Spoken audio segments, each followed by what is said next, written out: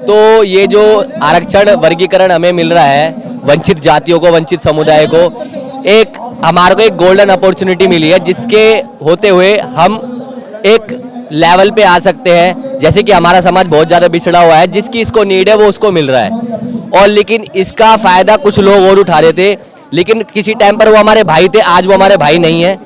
और किसी टाइम पे हमारे लिए गालियाँ भी एक थी, अब उनके लिए गालियाँ भी अलग हो गई है, क्योंकि वो कह रहे हैं कि अब वो हमारे भाई नहीं है।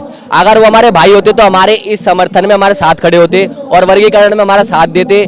इसमें उनको सबसे ज़्यादा खुशी होनी चाहिए थी, लेकिन उनको बिल्कुल भी खुशी नहीं है।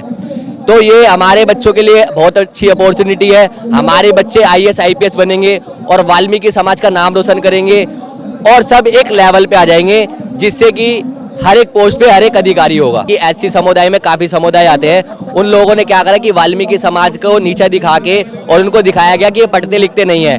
लेकिन अगर हमारे को कोई मौका नहीं दिया जाएगा, जैसे अभी ये बोतल है एग्जाम्पल के तौर पे, जब तक मैं इसका ढक्कन नहीं खोलूंगा और इसमें से पानी नहीं पीऊंगा तो मुझे पता कैसे चलेगा इसमें कौन सा पानी है और कहाँ से आया है। तो जब तक हमारे को मौका नहीं मिलेगा तो हम बढ़ चढ़ के हिस्सा ही नहीं ले पाएंगे। प्लस बाबा साहब का जो संविधान लिखा हुआ है उसमें बता गया है कि हम उसके अंदर ऐड ऑन कर सकते हैं, ठीक है, उसको खत्म नहीं किया जा सकता। तो हमारे लोगों के अंदर एक नेगेटिविटी थॉट डाली जा रही है कि ये आरक्षण खत्म हो रहा है, लेकिन ऐसा कुछ भी नहीं है।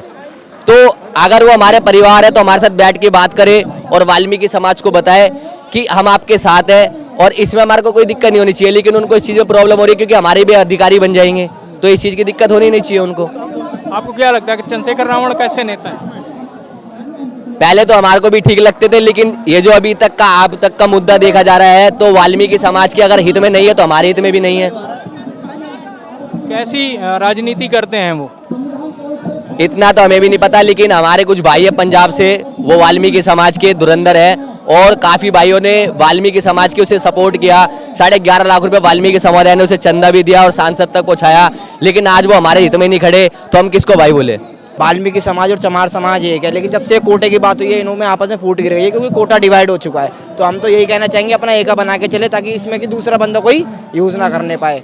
अपना कोटा जो दिया है अपने कोटे के अनुसार अपना बना के रखे, जिसकी जो डॉक्यूमेंट्री अपना लगाए, अपने पेपर लगाए, जो बनता अपना हक लीजिए, अपने अधिकार से लीजिए, किसी और का अधिकार छीनने की कोई ज़रूरत नहीं है। अगर आपके हित में है तो आप करिए, नहीं है तो आप उस चीज़ को छोड़ सकते हैं।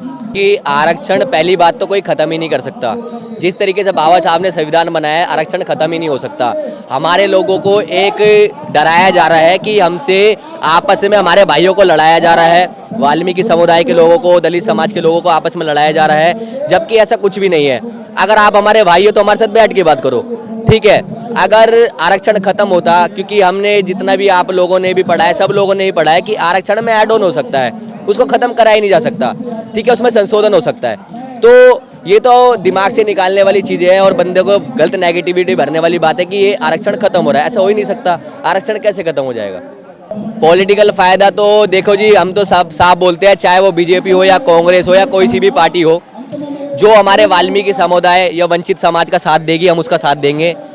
हमारा सीधा कहना यही है, और हमने बहुतों को बना दिया, अब हमारी बारी है, तो हमारे को जो हिस्सा मिला वो हमारे को दिया जाए और बस यही लागू किया जाए।